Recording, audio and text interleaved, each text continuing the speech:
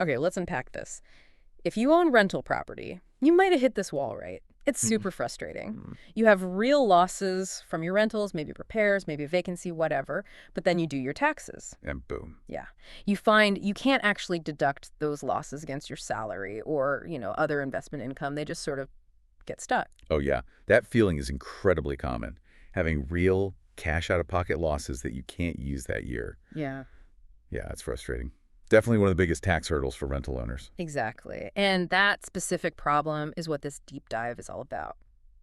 We want to cut through that complexity. Mm-hmm. We're going to show you the actual pathways the tax code gives you to deduct those rental real estate losses, even with the general limits. And we're going straight to the source here. Right. Internal Revenue Code Section 469 and the IRS's own guide, Publication 925, Passive Activity and At-Risk Rules. So our mission today, really, is to give you the blueprint, the key rules you need to understand so you can navigate this and hopefully unlock those deductions. Think of it like a map. A map to buried treasure, deductible losses. Exactly. Okay, so let's lay the groundwork. The whole reason this problem exists is because of passive activities, right? The tax code generally limits losses from anything it calls passive. That's ground zero. So according to the IRS guidance, a passive activity is defined in, well, basically two main ways. Okay. First, it's any trade or business activity where you don't materially participate.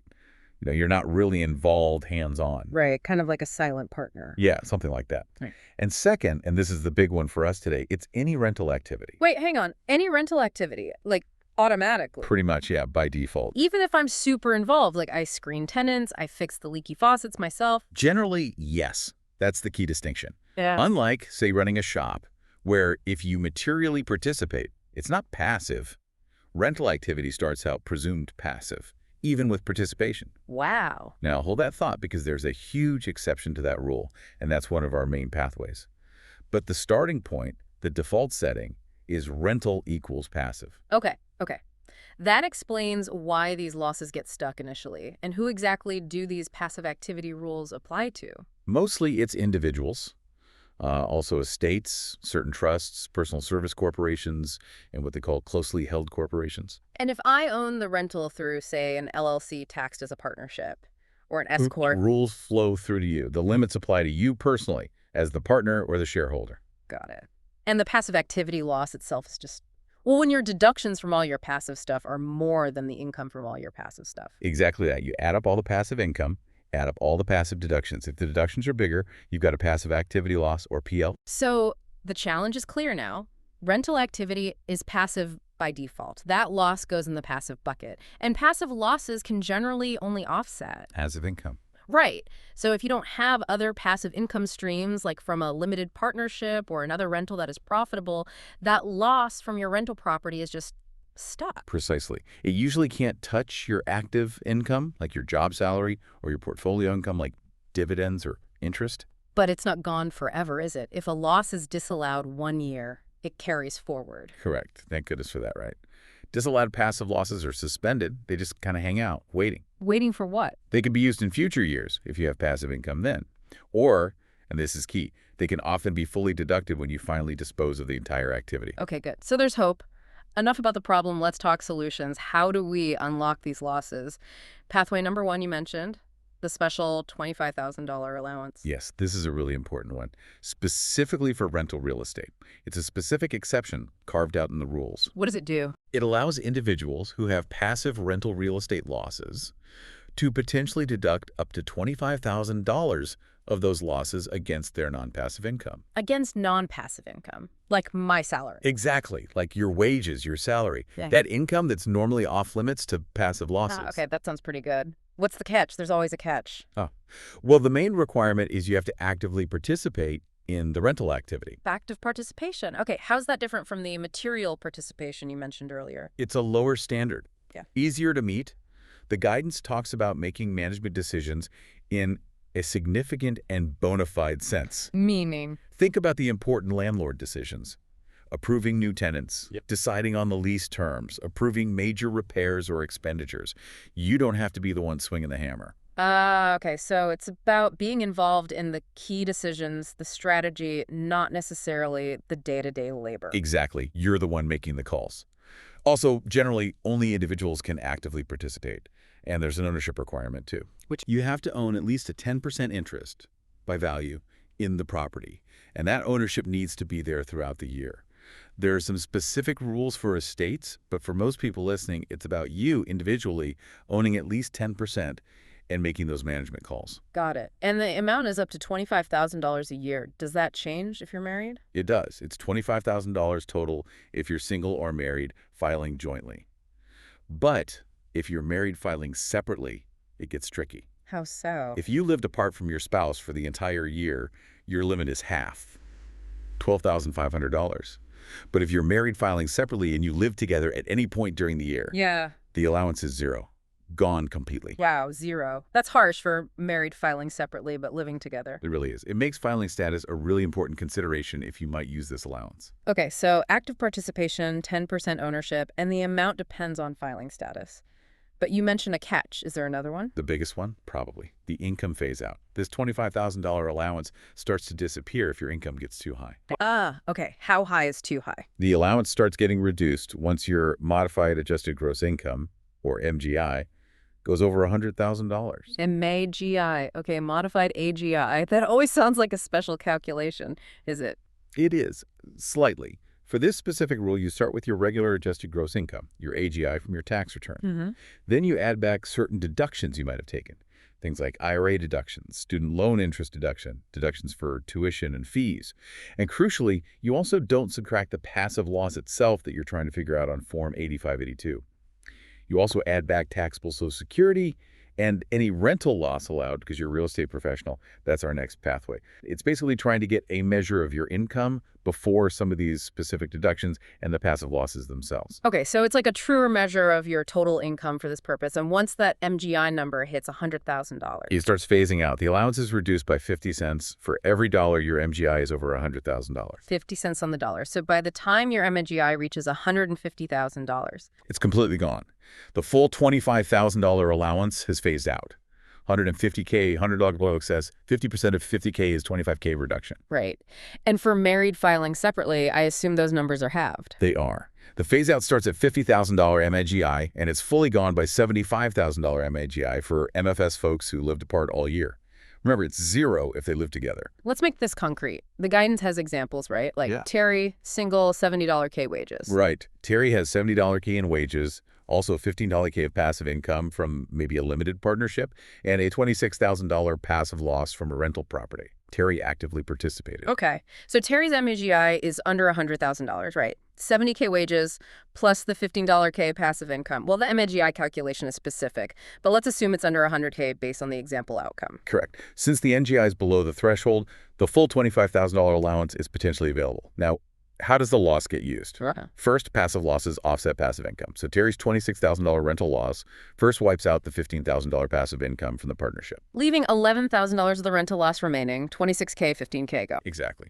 Now, because Terry actively participated and is under the income limit, that remaining $11,000 loss can use the special allowance. It can offset Terry's non-passive wage income. So the entire $26,000 loss was deductible in the end. 15K against passive income, 11K against wages. That's right. Fully deductible in the current year. It worked perfectly for Terry. Nice. Okay, now compare that to the second example. Single taxpayer, $120,000 salary, and a $31,000 passive rental loss. Also actively participated. Okay, now the MGI is $120,000. That's over the $100,000 threshold. By $20,000. Right. So we need to calculate the reduction in the allowance.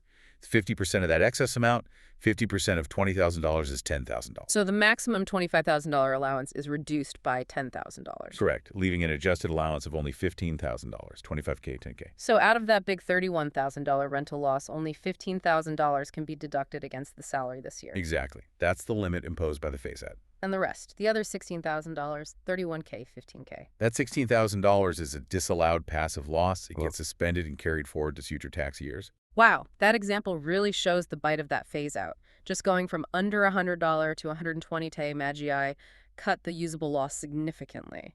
And by 150K, it's zero allowance. It's a critical threshold. If you're relying on this 25K rule, you have to watch your MAGI. The guidance does mention some exceptions where the phase-out is higher, like for certain rehabilitation credits or low-income housing credits. But for typical rental losses, That 100K to $150K range is the key zone. Okay, so pathway 1, Oh. the 25K allowance, useful but limited by active participation and that income phase out. What's pathway 2? Pathway 2 is the big one, Yeah. potentially. It's qualifying as a real estate professional. Ah, the pro status. I've heard about this. If you qualify, it can fundamentally change the game. It allows your rental activities to potentially be treated as non-passive. Non-passive, meaning the losses aren't limited by the passive activity rules at all. That's the potential outcome, yes, which means those losses could be fully deductible against any type of income, wages, investment income, whatever, subject to other rules, of course. Fully deductible. Okay, that sounds powerful. What does it take? How do you qualify? It's tough. You have to meet two specific tests laid out in the guidance, and you have to meet both of them for the tax year. Okay, test number 1. Test 1. More than half of the personal services you perform in all your trades or businesses during the year must be in what they call real property trades or businesses, where you materially participate. More than half my total business time. So if I have a demanding day job, this is hard. Very hard. Your real estate work has to be your primary focus in terms of hours spent across everything you do for business. Okay, what's test number 2? Test 2. You must perform more than 750 hours of services during the year in those same real property trades or businesses where you materially participate. Wow. Okay, Yeah. so let me recap. Over half my total business time must be in real estate businesses. And that time in real estate businesses has to be more than 750 hours for the year. And I have to materially participate in those specific real estate businesses where I'm counting the hours. You got it. It's a triple hurdle. Significant time commitment, primary business focus, and material involvement. What counts as a real property trade or business? The definition is pretty broad, actually. Things like development, construction, reconstruction, acquisition, conversion, rental, operation, management, leasing, or brokerage of real property. So being a developer, a builder, a landlord, a property manager, a real estate agent, or broker. Those generally count. What if I work for a real estate company? Do my employee hours count? Only if you own more than 5% of the employer. Otherwise, employee services generally don't count towards these two tests. Got it. Now, what about spouses? Does my spouse's time helping me count, This is a point that often causes confusion. Let's break it down. please? Your spouse's participation does count when determining if you meet the separate material participation test for a specific activity, like managing your joint rental properties. We'll get more into those tests later. But your spouse's hours do not count towards meeting the two big tests that qualify you personally as a real estate professional. The more than half of all business time test and the 750 hours in real property businesses test. Only your personal service hours count for those. Ah, okay. So if my wife spends 500 hours managing our rentals and I spend 300 hours, her hours help me materially participate in the rental activity itself. Great. But if I also have a separate full-time job taking up most of my time, her 500 hours don't help me meet the more than half my total time test or the 750 hours test to become a real estate professional myself. Exactly right. It's a subtle but really critical distinction. Her hours help prove participation in the activity, but only your hours count for the professional status qualification. That is a very fine line. Okay, so assuming I do jump through all those soups more than half my time, over 750 hours, material participation in those real estate businesses, I qualify as a real estate professional. What then? Then, your rental real estate activities can be treated as non-passive, provided, and this is another step, you also materially participate in each specific rental activity itself, or you elect to group them and materially participate in the group. So qualifying as a pro isn't quite enough. You still need material participation in the actual rental property activity. Generally, yes. Qualifying as a pro removes the automatic passive label from rentals. But you still need to show material participation in the rental itself under the normal material participation tests for it to be treated as non-passive. Got it. But if you do all that, the rental activity becomes non-passive and the losses. Are generally fully deductible against any other income you have, like losses from any other active business. They'd still be subject to other potential limits, like the at-risk rules we need to talk about, or the overall excess business loss limitation, but the passive activity barrier is removed. Okay, that is indeed powerful. A lot of work, but a big payoff if you can meet it. Definitely the pathway for people heavily involved in real estate as their main business. All right, so we have the 25K allowance, pathway 1, qualifying as a real estate pro, pathway 2. What's pathway 3 for finally using those stuck losses? Pathway 3 is typically the end game, disposing of the activity. Selling the property. Ah, the final reckoning. So when I sell the rental property, all those suspended losses from prior years finally get released. Generally, yes. That's the main rule.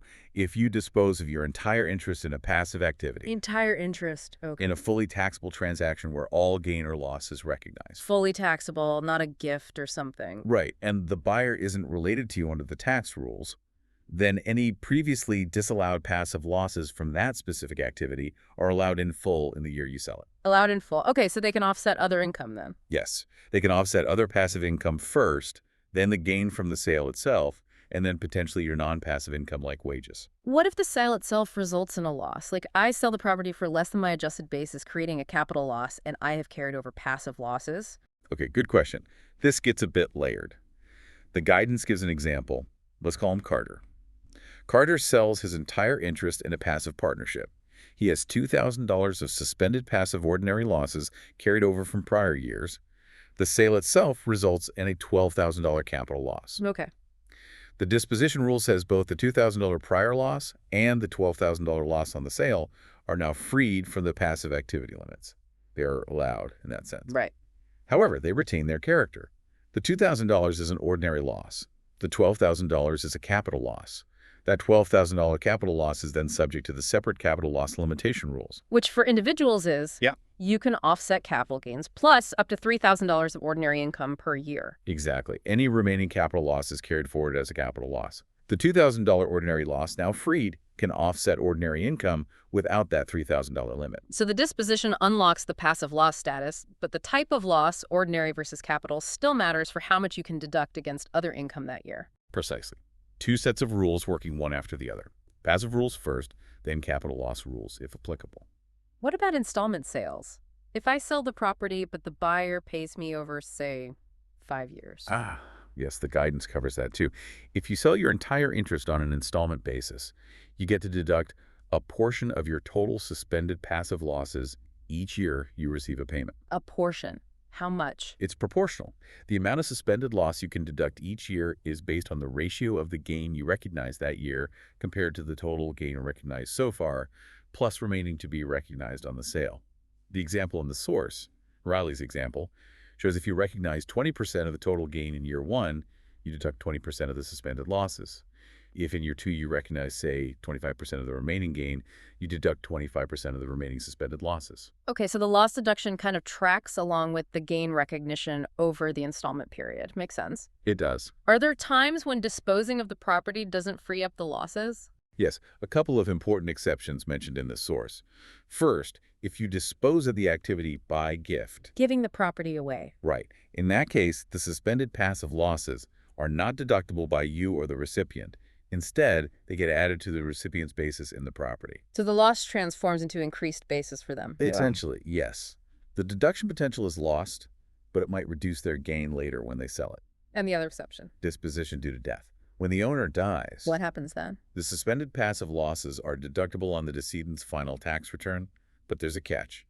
They're only deductible to the extent that the total suspended losses are more than the amount the property's basis gets stepped up for the heir. Ah, the basis step up at death. So you compare the loss to the step up amount. Exactly. The guidance gives an example. Say there's $8,000 in suspended losses, and the basis step up for the heir is $6,000.